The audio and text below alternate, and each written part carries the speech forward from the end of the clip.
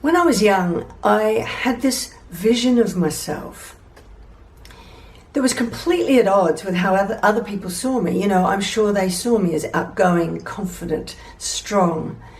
And in a sense, I thought I was that too. But inside, nobody could hear what was going on in my head. And inside, there was this other story and vision of myself that was going on. And basically, it was that I didn't feel good enough.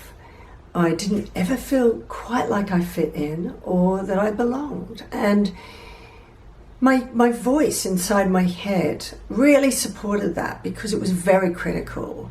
If I said something, I'd think, oh, why did you say that, you idiot?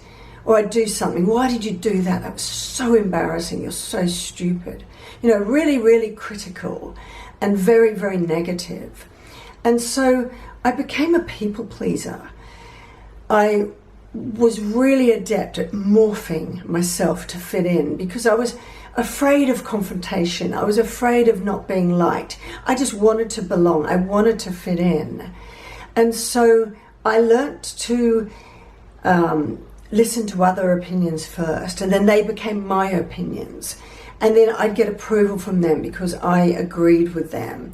Or I would just do anything to avoid an argument because I didn't like confrontation. So I would morph my behaviour to please others, so that then I wouldn't have to have that confrontation and nobody would find out that I was weak, I was no good, I was just didn't belong. You know, it was a really negative sense of myself.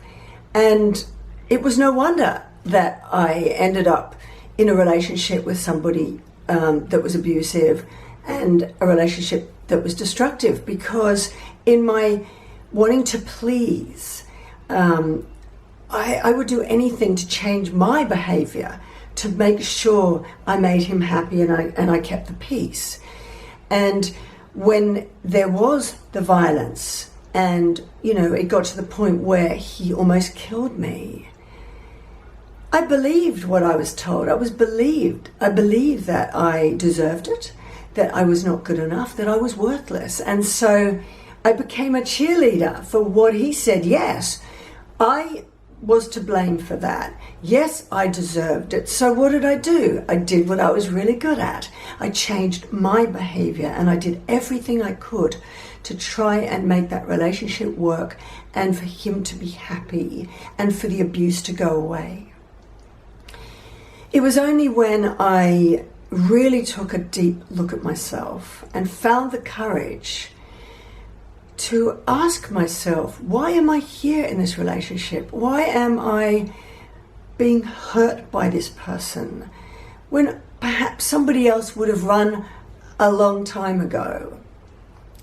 It was only then that I really saw that story of myself that was really not nice.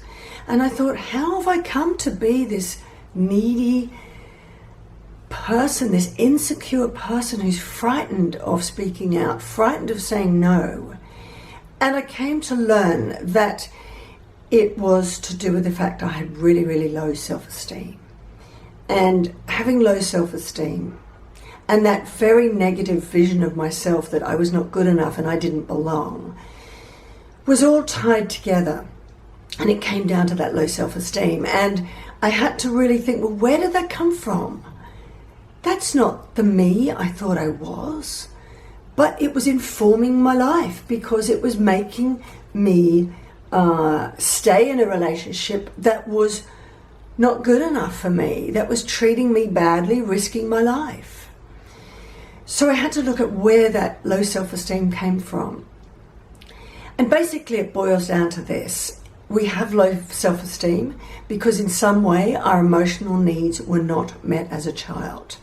And now that can be anything from extreme abuse and neglect through to an addicted parent who was incapable of looking after your needs, right through to just very subtle ways that as you're growing up, your parent has just not given you positive signals about yourself. You know, you might have had opinions of your own and you were told they were wrong, and you could only have the opinions of your parent. It might have been that if you tried to disagree with them or say, no, that's wrong, they'd just say, you're too sensitive. And again, dismiss your emotions and your feelings. And so whatever it is, somehow you've developed this low self-esteem. And in doing that, you've grown up with this story of yourself that you're no good, you're unlovable, and you're unworthy. Now, that's all it is. It's a story. And what if we can change that story? What if we can rewrite that story? Well, we can. You can, because that story is not who you are. That might be what you've come to believe about yourself, but it is not who you are. We are all worthy. We are all lovable. We are all deserving to be loved and treated with respect and kindness. So the first thing you need to do is you need to start to change that inner voice that you have. That is really, really critical. And separate that voice from who you are. I'll give you an example. So I had to understand that I was in that relationship for whatever reason. And I experienced violence that almost killed me. Now, I had to understand that I did not deserve that. Nobody deserves that. I wasn't to blame for that. It wasn't because I was unlovable or not good enough that I was to blame for that relationship. I wasn't. Okay, I made a bad choice.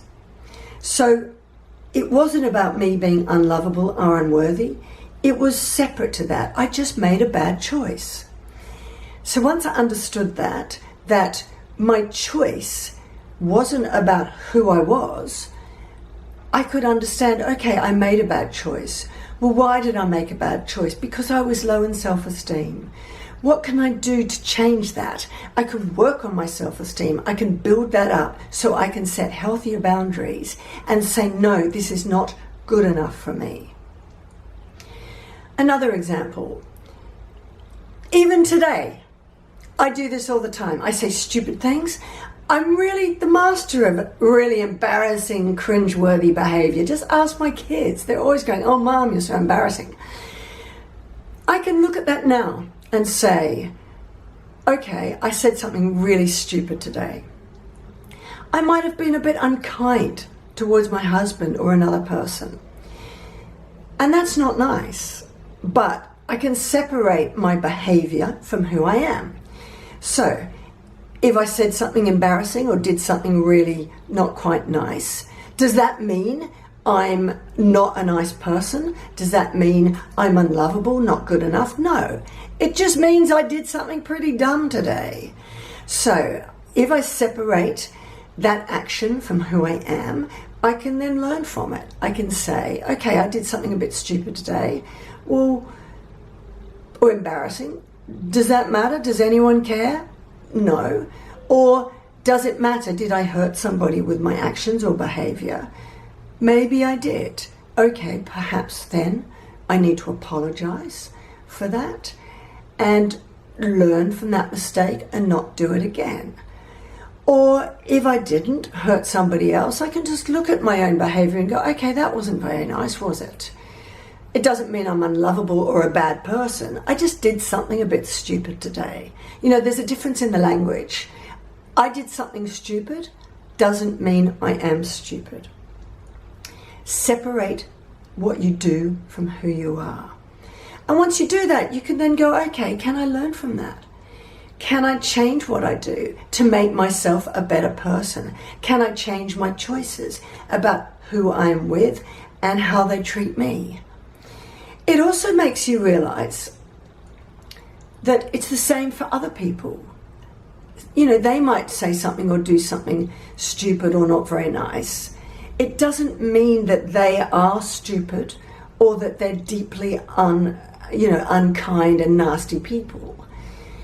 So if somebody does that to you, you can separate them too and think, okay, is that who they are? No. Was it not very nice? Possibly not. Maybe you can then point it out to them and say, look, were you aware that that behaviour hurt me? And they might not be, and it might be a way to bring you closer and towards the middle. Or you can look at somebody's behaviour without judgment and say, is that person's behaviour good enough for me? I don't have to judge them and say they're an evil person, but let me look at their behaviour, and is it good enough for me? Does it bring out the best in me? Is it kind? Does it cross boundaries that are unacceptable to me? Well, if so, then I have the choice to also walk away and not put up with that behaviour. So there's all gamuts of that. So it can be just a friend that stepped out of line that you can then negotiate with and point out their behaviour. Or if it's somebody who is bullying or abusive, you can look at that behaviour without judgment and then just choose to walk away and say, it's unacceptable to me. So the bottom line is, we can rewrite our story. And just remember, it's as simple as this. If I do something stupid, it doesn't mean I am stupid. If I make a bad choice and I'm in a relationship with somebody who's treating me as unworthy or unlovable, it does not mean I am unworthy or unlovable. And then just really work at building up your self-esteem so that you can really find self-love enough to believe a new story about you, which is that you are good enough, you are always good enough, that you are worthy, that you are lovable, and that you deserve better. It's all just a story. And so look at your relationships, look at the way you talk about yourself in your head. Are you in that relationship because you don't feel good enough and you don't feel you deserve better? What does your voice say inside your head? Is it critical? Is it negative? Is it saying you're stupid, unlovable, or unworthy? Or is it just saying, I did something a bit dumb? That doesn't mean I am stupid. I did something a bit embarrassing, but that doesn't mean I'm a fool. Listen to your head. Only say positive things. Try to change that voice from negative to positive.